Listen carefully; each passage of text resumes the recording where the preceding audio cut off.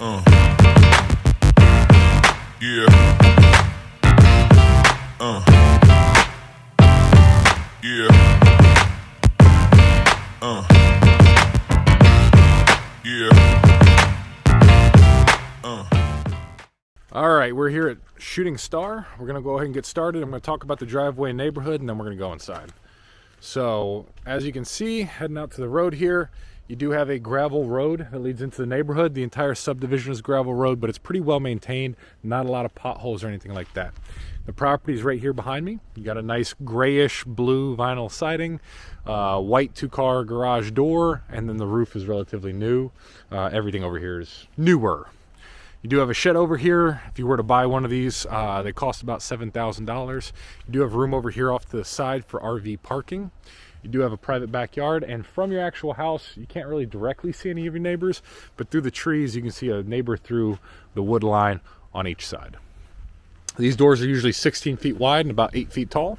You do have gravel leading up to the concrete apron. Nice little gravel walkway here. You could always add concrete if you wanted to, leading to your covered porch. And then once you enter into the house, there is a Arctic entryway here. So in the Arctic entryway, you do have a coat closet for all your Alaskan winter needs. Coming into the house, you enter right into the living room. You do have higher than usual ceilings in here. Everything is pitched in the living room, and then over in the rest of the house, you got about 9-foot ceilings. The standard is about 7.5 to 8, so they are oversized. Living room is a very good size. Lots of room in here for furniture, decor, that kind of stuff. They got a nice little table here. It does come with a Vivint system that you can adopt that service if you want to. I believe it's about $53 a month to have it monitored. You can see the wall over here that they're currently using for the entertainment system. A room for high furniture and bigger TVs and all that stuff. Over here on the back, it transitions from carpet. By the way, the carpet's a little bit worn. It could use a new pad. The condition of the carpet's good, but with the pad underneath is a little bit stiff. Over here on the flooring, everything looks good. It's a little bit dirty because you can see that they just dragged some pellets in. But you do have a pellet boiler over here, or a pellet stove, I mean, for a secondary heat source. You can see that shed out through the window. There is a little bit of a glare on my lens. Give me 1 second. Hopefully that helped. All right, moving over here to the kitchen. So you got the dining room right here. This is a small 4-seater. There's room to easily fit a 6-seater over here. Coming into the kitchen, you have a black range and a gunmetal microwave, stainless steel dishwasher. You got white cabinets with pressed board countertops, matching uppers, and then over here in the corner, you have a full pantry. And then over here to the side, behind the pantry, is where the black refrigerator's at. So everything here looks good. It's a decent sized kitchen, a good working triangle, nice little area to work in right over here. And then your buffet / peninsula over here for any kind of bar seating. You could easily fit about 4 or 5 people on the bar, or just kind of have your stuff out for Thanksgiving for everybody to serve themselves. So that's the living room and everything there. The bedrooms are back there, but first we're gonna head into the laundry and the garage. Nice tiled floor in here, cabinet uppers to hide any of your detergents, and then a washer and dryer in the laundry room. Through the laundry room, you access your garage. Feels a little tight in here because they're using it mainly for storage, but you can see if you remove the gun safe, all the storage items, that you can easily open this up about 4 feet to each side. Right now, like I said, from corner to corner of the door, it's about 16 feet. There's no seal. I see no daylight coming in, so there's a nice seal on the garage door there. You do have a drain for any kind of snow runoff. They did put some more overhead storage up here too, which just makes it feel a little bit more cramped and darker. If you got rid of those, the light would travel throughout the room a little bit better. Behind all these kennels, you have a man door, currently not being used, but that would be your egress out of the garage. Badaris boiler, the best boiler on the market, at least the ones we see here in Alaska. So these are super efficient, high end. They're like $20,000 boilers. The lower part is the water heater. The upper part is the oil boiler that takes oil and that heats the entire house. You got your pressure system right here with your filter, water softening system right next to it. You want to keep that full of salt. Change that guy once a month. And there's your HRV that's pulling fresh air in, filtering it, and pumping it throughout the house, and then also sucking your humid air out.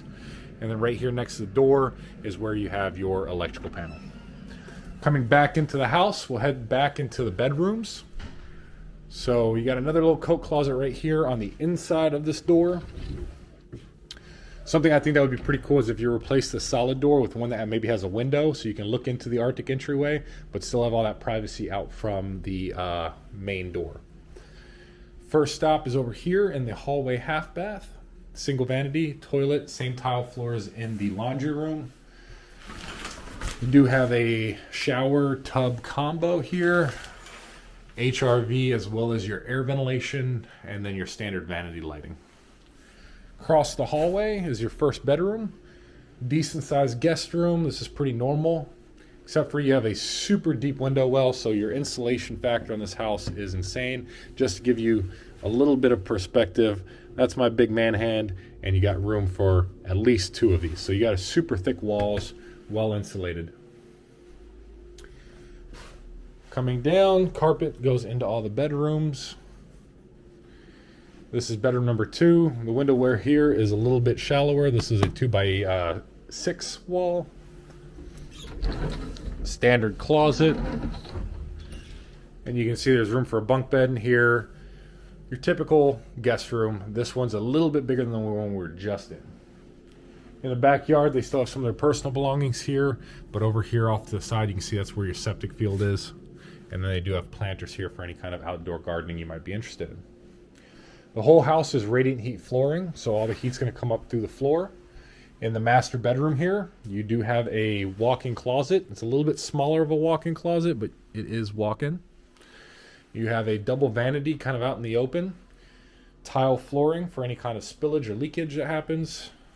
Your standard toilet, jacuzzi tub with your shower option. Air ventilation in here as well. Behind the door, you have another walk-in closet. So you do have a his and her walk-in option. Right here, you can see a king-size bed. Room for end tables on both sides, and this is a rather large piece of furniture. So if you just had your standard king with a different headboard, it might fit a little bit better. But right now, this is a perfect size for this room.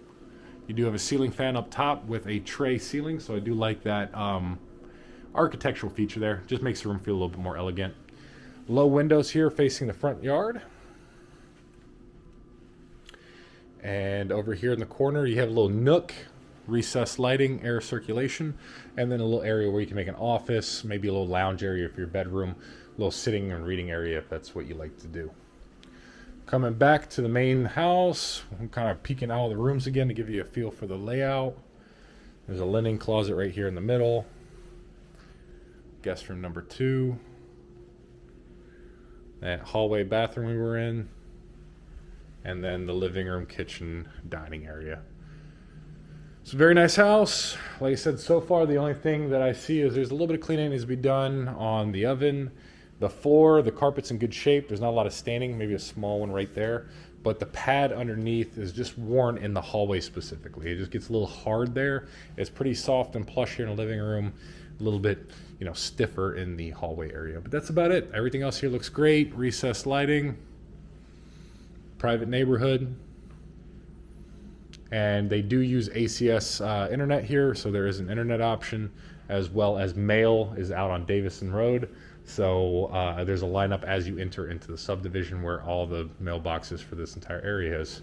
Not to mention the attached heated double car garage. If you have any questions about this property, please let me know.